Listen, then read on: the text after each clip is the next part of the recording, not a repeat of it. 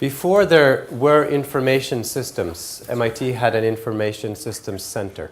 And this is no exaggeration. The next speaker is a research affiliate of that center. He's based in Europe, Peter Hinson. And I think it's interesting to ponder. Sometimes, I mean, you've seen now, I think, that there's quite flashy stuff coming out of MIT. But Peter represents actually a very long-standing tradition of interrogating and investigating the consequences and implications of information systems. And we have been studying this for a good part of the last 30 years. So this center is a very important research center at MIT. And Peter, I'll give it to you. Thank you very much.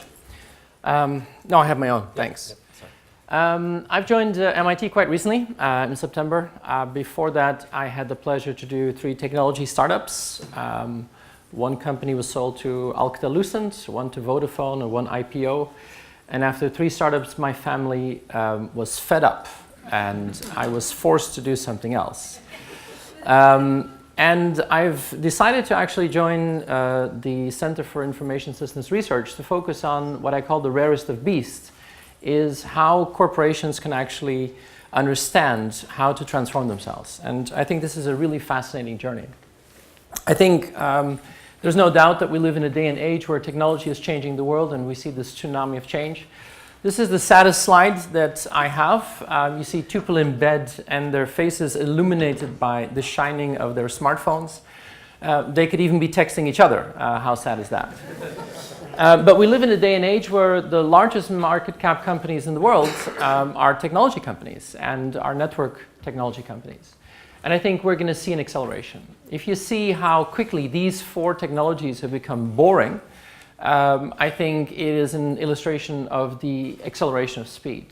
And I think we're getting into this world, and I started talking about this day after tomorrow, where I think we see an acceleration of these new types of mechanisms, new types of technologies that could fundamentally transform not just the way that we work, but actually the rules of the game.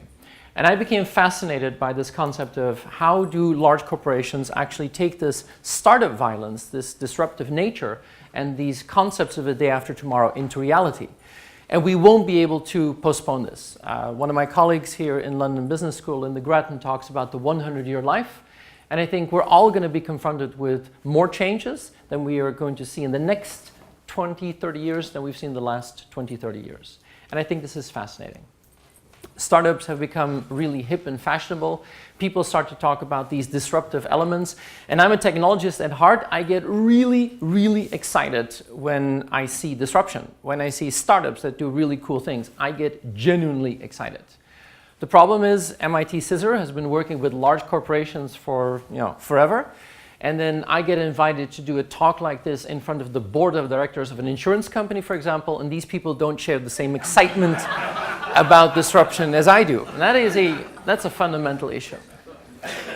What you now see happening is that we see more things that are capable than ever before, and people say, oh, really? Is that going to happen? Is it going to impact me? The saddest book I've ever read in my entire life was by Elizabeth Kubler-Ross on death and dying. It describes the 5 stages of grief of people that become terminally ill, and the number 1 is denial. And I think, honestly, in this world of digital transformation and digital disruption, most companies today are still in that exact same phase, denial. And I'd love to start with this quote. This is a classic of Western literature, A Tale of Two Cities by Charles Dickens. This is an amazing book, which I have not read myself, but people tell me it's an amazing book. But everybody knows the opening line. The opening line is, it's the best of times and it's the worst of times. And I think this is exactly where we are today. It's impossible for technologists to predict the future. This is my favorite quote from Bill Gates, a true visionary in our field. In 1998, he was asked to say something visionary, and he said, eventually, everyone's business card will have an email address on it. That's not even 20 years ago.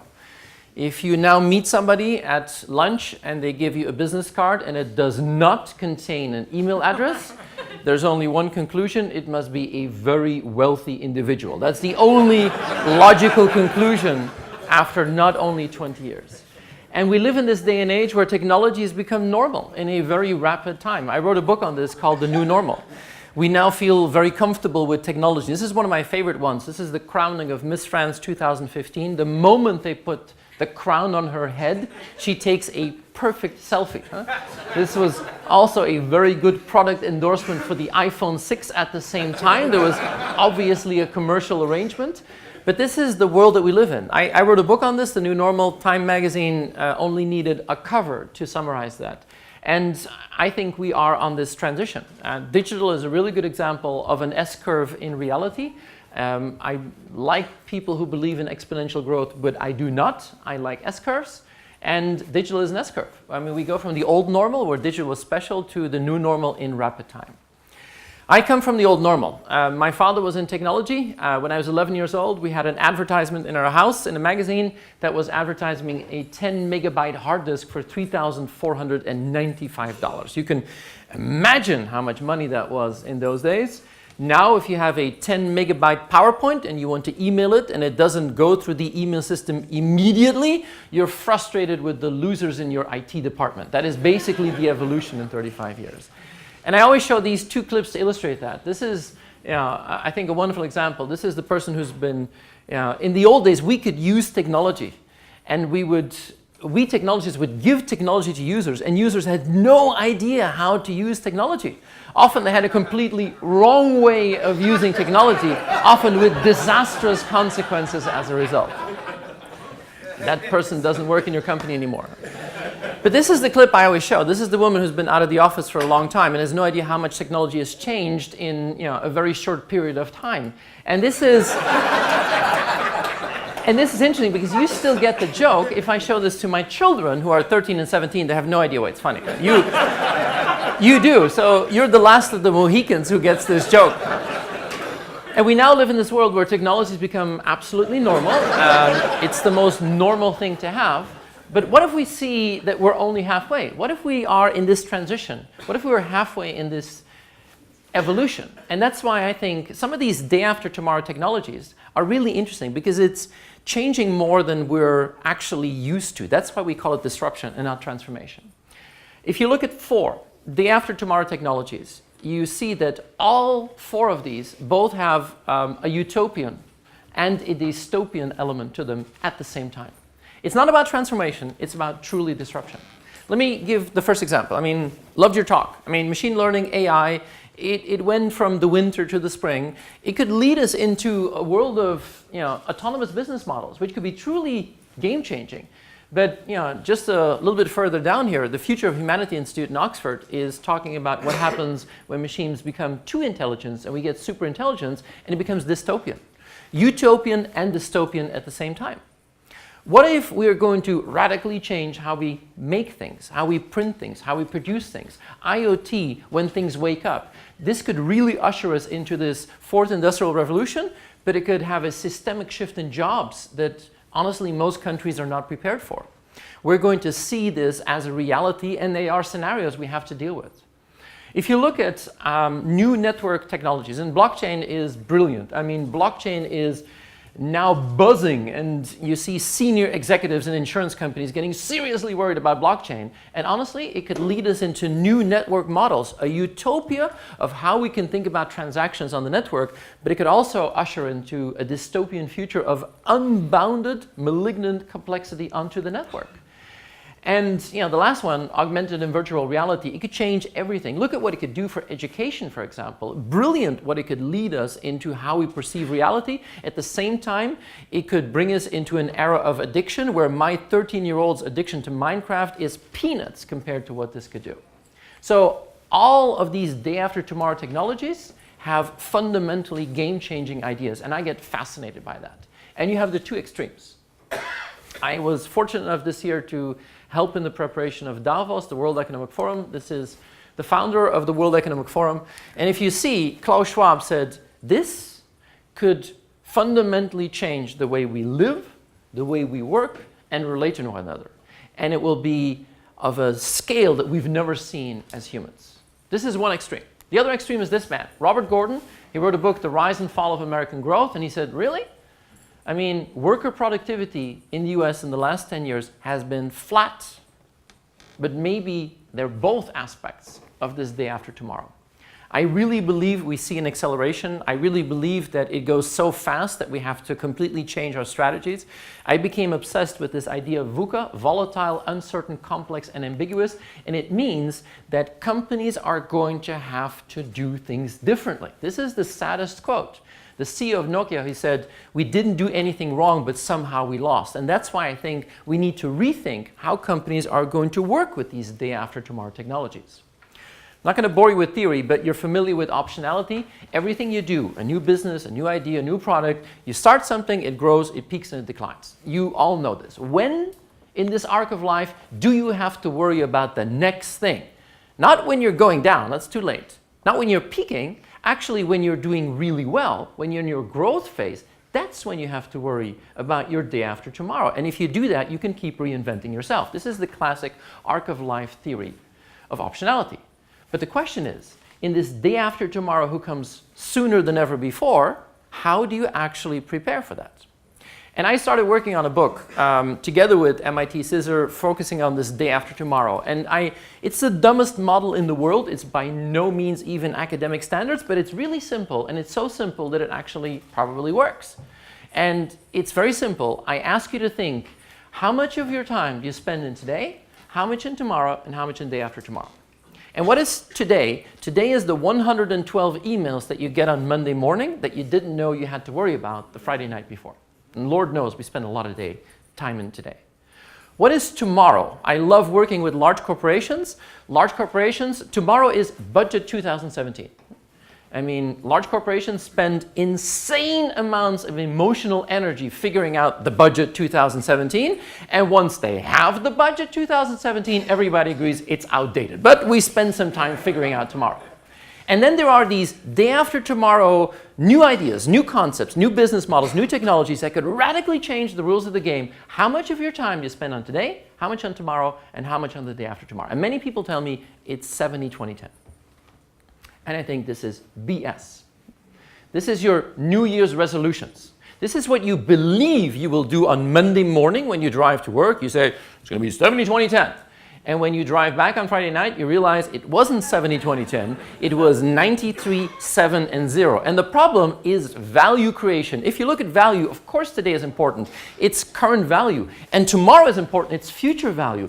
But these new ideas, concepts, business models, technologies that could change the rules of the game, they have huge long-term value. And if it's 70-20-10, you're fine. If it's 93-7-0, you're screwed. Love the model. Very simple. Book's almost finished. Big disappointment 3 weeks ago. This is a true story. I was doing a workshop in Australia. And Australians are known for their candor. So I was doing a workshop, and that's why I love doing it here, because I can't say this back in the US. But I was doing a workshop with the largest Australian bank on this day after tomorrow. And at the end of the day, the CEO came up and said, brilliant, really brilliant, loved it, yeah, wonderful. Huh? Unfortunately, your model is wrong. I said, how can this be wrong? This is the dumbest model in the world. This was on a flip chart. And he took a big red pen and he drew that. He said, this is what you forgot in your model. I said, what is that? He said, this is the shit of yesterday that we have to clean up. Which is Australian, yeah? And it's difficult to say that in the US, yeah? But honestly, I started thinking, damn, I have to rewrite my book, right? I mean, this is a really good addition to the model. But in many large corporations, what is your equilibrium between the day after tomorrow and the soil you have to clean up? Fundamentally, I mean, when Larry Cohen passed away, how can I think of anything new with all of yesterday and me? It's exactly the same. And that's why I love this. I mean, when you put startups and corporates together, I mean, I love startups. I did startups my whole life. I spent a lot of time in Silicon Valley. And this idea that you can do something that changes the world, even in something humble as a garage. This is the famous garage where Hewlett Packard founded HP. This is the garage where Stephen C. founded Apple. This is the garage where Larry and Sergey founded Google. It's very clear in Silicon Valley, if you don't own a garage, you're a loser. You need a garage. But the interesting thing about startups is, and I love this analogy, large corporations are like plantations, right? I mean, you do one thing really, really well. I mean, if you run a banana plantation, you wake up every morning, you think, bananas, huh? And you spend all day in meetings about more bananas. But the chances you'll ever think of anything else but bananas is very small. and startups that live in the rainforest. I mean, the rainforest is a really, really scary place. You die. I mean, you get bitten by a snake, you die. The mortality rate of a startup is 97%. I mean, people in large corporations don't join large corporations because there's a 97% chance they won't make it. But the reason the startups live in the rainforest is that you can get bitten by a snake and you die, but the venom could cure cancer. That's the lure of the rainforest. And what do large corporations do now? They say, oh, we need more rainforest magic. So what do? They buy startups. And what happens if you import somebody who's lived in the rainforest all their life and put them into a plantation? They die instantly. Huh? And the reason is not technology, the reason is culture. The rules of the plantation and the rules of the rainforest are fundamentally different. And if you don't understand these fundamentally different rules of the plantation and the rainforest, you will never be able to put some of that rainforest magic into the plantation. These startups know what it's like to do moonshots. They know what it is to think disruptively. Disruptors today, I mean, these companies, they look for data, they look for networks, for algorithms, and tap into cash. They don't follow the rules, they bypass the rules. They figure out a way to remove all the service friction. They pimp up the customer experience, and they leverage the network like never before. Because we are entering this day and age where radical innovation is the norm.